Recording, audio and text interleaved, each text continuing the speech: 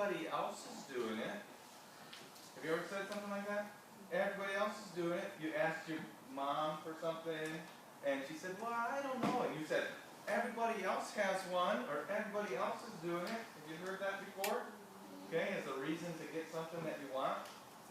Well, do you think if everyone else is doing something that's a reason that's okay? If everyone else is doing something, is it always right to do what everyone else is doing? No. Not always. Yeah.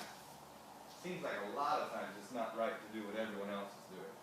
Today, we're going to hear about the Israelites, the whole nation of Israel. They wanted something that everyone else had, and it wasn't what they should have. God did not want them to have it. But we'll have to see what happened. I'm going to tell you about, well, anyway, let's just go ahead and get started. There were some men in Israel, and they probably got together and started talking. Now, who was the ruler, who was the judge, who was the man that led the people of Israel right now in our story, as we've been telling it? Who's the man that's the leader of the people of Israel? Do you know? God. Well, yes, that's true. But who was the man that God used to lead Israel? We might call him a prophet or a judge or something like that. The most recent one we've been hearing about. I think Jayla knows, but let's see if you know first. Person. Hannah's son. Hannah's son, I don't know if that's who you're thinking of, but I think it is, was named? No. No. Hannah's son was leading Israel. You know? Samuel, that's right. Samuel was the leader of the people of Israel. And as Samuel got older and older, now Samuel was a prophet of Israel, but he was also their judge, which meant that he would make decisions about different things. Somebody had a question about land or a problem, they would come to Samuel and say, I think this, and the other person would say, but I think this, and Samuel would judge. Which way should it go? And he was getting old, and as he got older, he had his sons begin to do that judging. But his sons were not like him. His sons, if somebody came to them, his sons would think, and then somebody might come to him and say, here, look, I'll give you some money if you will judge in my favor. Do you know what we call that today? We call that bribes. You could bribe the judge.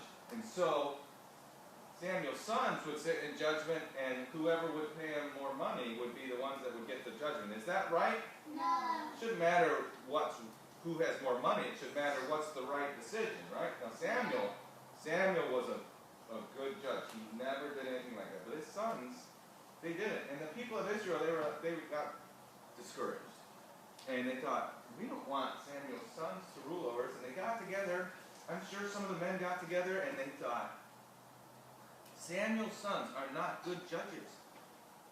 And I think it's time for us to have a king. The country, Moab has a king. Edom has a king. Ammon has a king.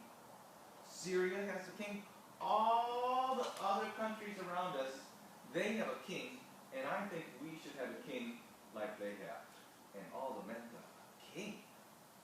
You think that's the right thing? I don't know if we should have a king. He said, but everyone else has a king. I think we should have a king. And there was probably an old man there. They were talking about the idea of a king. And the old man might have said, you know what you're saying? We don't need a king. We have a king. Who is Israel's king? You were the one that said it first. Who is Israel's king? You don't remember now? You already said it today. God was, he said, God is our king. So I don't mean like that. I mean, I want a king like the other countries have. We want a king like they have. And what would that be?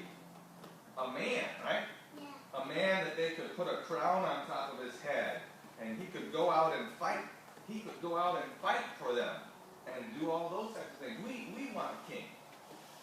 And so, after a while, some of the men of Israel came to Samuel. Now, who is Samuel? Samuel is the man, the judge, right? They came to Samuel and they said, Samuel, you have been a good judge, but your sons are not good judges, and we want a king. What do you think Samuel thought when he heard that? No. Think Samuel thought no? Yeah, he probably thought no, but what? You think he got mad? He might have got mad. I think he wants to be. I think that she wants to be the king. Well, no, he's already the judge, and we don't need any queens. Men can't be queens. The men have to be kings. So, but he was displeased, and he was sad, and he didn't say anything. But then when he went home, he talked to God, and he said, of course, God knew that they wanted a king. And you know what God told Samuel? He said, you know what, Samuel? They haven't said, we don't like you, Samuel. They have said, we don't want you, God, to be our king. They have rejected me. They haven't rejected you. They have rejected me. Now that's bad, isn't it? Because they said they wanted a king, right? Yeah. They already had a king, didn't they? Yeah. Who is their king? God. God. But they wanted a king like everybody else had. Like the other countries. A king that's a man. And is it always right to do what everyone else wants? No, it's not. It's not. But they said to Samuel, let me just finish for a little bit, okay? They said to Samuel, we want a king. And God said to Samuel, you know, they have not rejected you, Samuel. They've rejected me. But I'm going to let them have a king. How about that? Sometimes God lets us have stuff that we want really bad, even though it's not what He wants for us.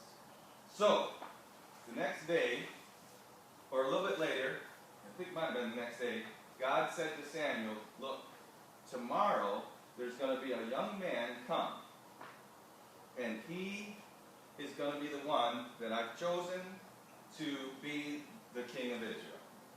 Well, the next day, there was a young man whose name was Saul, and he was out looking for his father's donkeys. He was a farmer, and his father had some donkeys, and they got out of their pen, and he went looking for his donkeys. And so he's looking for his donkeys, and the next day, he came to the town where Samuel was. And he comes in, and he begins to, he says, are you the prophet here? And Samuel said, you know what? Don't worry about those donkeys. They have been found. Well, now Saul didn't even get a chance to tell Samuel about his donkeys, and Samuel already told him they've been found. Because God said, the young man that you see tomorrow, he's the one that I'm going to, that's going to be the next king of Israel. And so Samuel said, and beside that, you come with me. You and your servant, come with me. We're going to have a feast. We're going to have a big dinner, like a banquet. So, and tomorrow I'm going to tell you something that God has specially for you. Now we know, right? We know what God had specially for Saul, but Saul didn't know. He said, wow, the prophet is going to tell me something very special for me? Okay. He goes in to where the banquet is, and you know what they have? You know when they have a special big meal? Sometimes they have like a special table where the extra special people are. Saul went to sit down, and his seat was at the special table where all the extra special people were. He was probably thinking, why am I sitting here with all the special people? In fact, I have the best seat in the house. And so they started bringing out the food, and you know what they did? They brought to Saul the best piece of meat. Okay? The best food. No one else got food as good as Saul. And Saul's sitting there thinking, what is going on here? Now we know what's going on, right? But he didn't know what was going on. So then the next day, they started leaving. Samuel and Saul and his servant. And Samuel said to Saul, send your servant on up a little bit, because I want to tell you something. And so the servant went on up. And then when the servant had gone on, Samuel took out a container with oil on it. And in those days, they would anoint the person with oil. And so Samuel told Saul to stop, and he anointed him with oil, put oil on his head, and said, God has chosen you to be the king of Israel. Now that sounded really weird to Saul, because there wasn't a king of Israel at this time, was there? But God has anointed you to be the king of Israel. And Saul thought, why should he? I'm not from a powerful family. I'm from a small tribe. God doesn't want me to be the king of Israel. And Samuel told him some other things. And Saul said, okay. And then as Saul left, God changed his heart, and he realized that it was God that wanted him to be the king of Israel. So Samuel told the people of Israel, come together. We're all going to meet together, and I'm going to show you who is going to be the king of Israel. And they all got together, and Samuel said to them, now you know, this is a bad thing for Israel. You have rejected God, and you said you want to have a king, and God has chosen somebody to be your king, but you will need to understand this. If you want a king, this is what's going to happen. Your king is going to take your boys, and he's going to take them for himself. And they're going to ride in his chariots, and they're going to fight his battles for him, and they're going to do all kinds of things that he wants them to do. They won't be doing what you want them and need them to do. They're going to be his soldiers. And your king, he's going to take your daughters, and they're going to cook in his kitchens. They're going to make sweet food for him, and they're going to make bread for him, and they're going to sew clothing for all of his soldiers. They're not going to do what you need them to do. Your daughters are going to be in his kingdom. And you know what the king is going to do? The king is going to come, and he's going to take the best animals that you have. Your best animals you're going to have to give to the king. They won't be able to do what you want them to do. He's going to take them to do what he wants them to do. And your best land, the land that brings the most grapes and the most olives and the most wheat, he's going to take that land for himself. And you won't be able to take the fruit and the food that comes from that land for yourself. The king is going to take that land for himself. And Samuel tried to tell the people, you've chosen that you want a king, but it's not, you're going to get something that you don't really want. But they said, it doesn't matter, we still want a king. We want to have a king like everybody else. Is it a good thing to do what everybody else wants? It's not. It's not always a good thing to do what everybody else wants, but they wanted a king like everybody else. So Samuel said, okay, well, let's see. Called the leaders of all the tribes of Israel. Does anybody remember how many tribes of Israel there was? How many tribes? 1, 2, 3, 4, 5, 6, 7, 8, 9, 10, 11, 12. There's 12 tribes. So one leader from each tribe. He says, okay, so all the leaders stand before me. And he went through and he chose Benjamin. So the tribe of Benjamin came forward, and then they chose families from the tribe of Benjamin. Pretty soon, who did God select to be the king? Do you remember the name I said? He came from Benjamin, and his name was, somebody said it, Saul. Remember? Saul, the young man? So he said, Saul from the tribe of Benjamin is going to be your king. Saul from the tribe of Benjamin. They couldn't find Saul. But where is Saul? He's supposed to be our king. They couldn't find him anywhere. Finally, they asked God. They said, God, where is the man that's going to be our king? And the Lord told them that Saul was hiding in the stuff, in all the luggage. And they went over there, and sure enough, there he was. And when they brought Saul forward, they saw that he was very tall. He was taller than anybody else. Everybody else, let's see here. If we can find somebody who would be about this tall to me, their head. Come here. Let's see if you're. No, I think you're too tall. Need somebody a little shorter than her. Okay, Jasmine, let's see here. Where you come up? Okay, so you'd be a little short, but everybody in Israel was like this tall. Of course, they were really like this tall.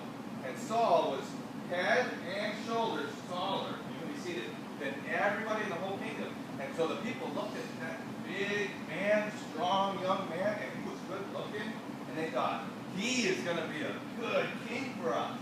That's a good choice. Did they choose a good man to be their king?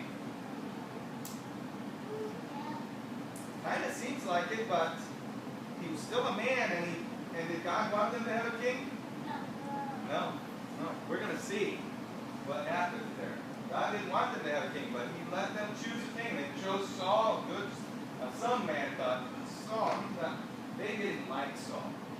Well, after that, there was no castles. There was no castles. There was no kingdom. There was just a bunch of people, and so everybody went back to their house. Even Saul, he just went back to his farm and was farming. There was nothing. What would he need a king for? Because they had a judge. Everybody was going just fine.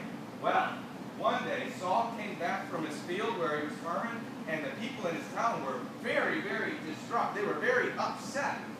Some of them were crying, and Saul said, well, what is going on? Listen.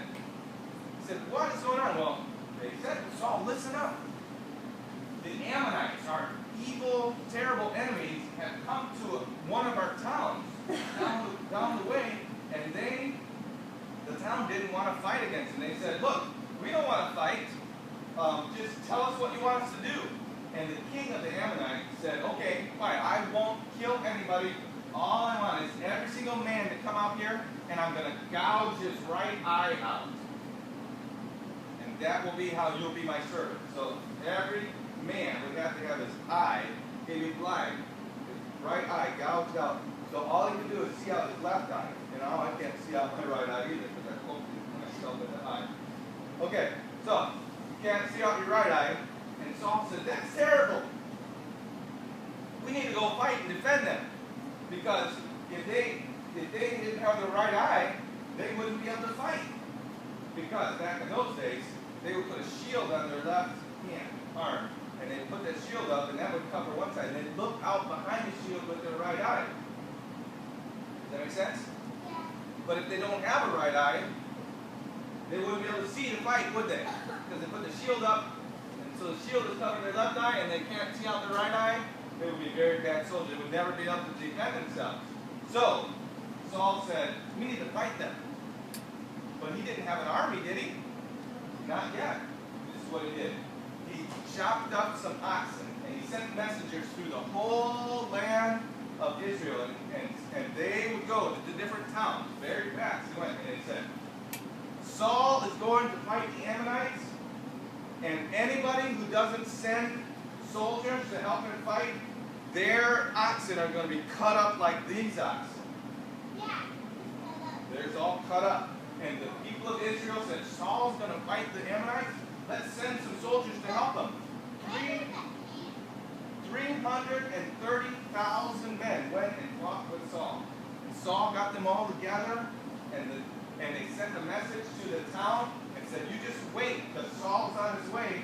And they told the king, they said, you wait about noon tomorrow. We will all come out, and you can do to us whatever you want. So the king is sitting there, he's waiting about until noon. And guess what? In the middle, early in the morning, Saul came with all the soldiers and he killed all the enemy, and he saved that city, and everybody was happy because Saul delivered the town from the enemy. And so now they thought, yeah, Saul is our king. Saul is going to defend us.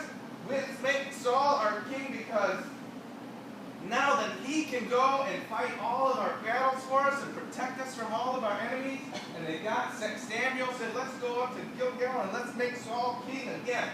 And Saul went up there, and they all went there, and God, and they said, they made Saul king again. They just said, we're going to make sure everybody knows that Saul is king, because Saul delivered us.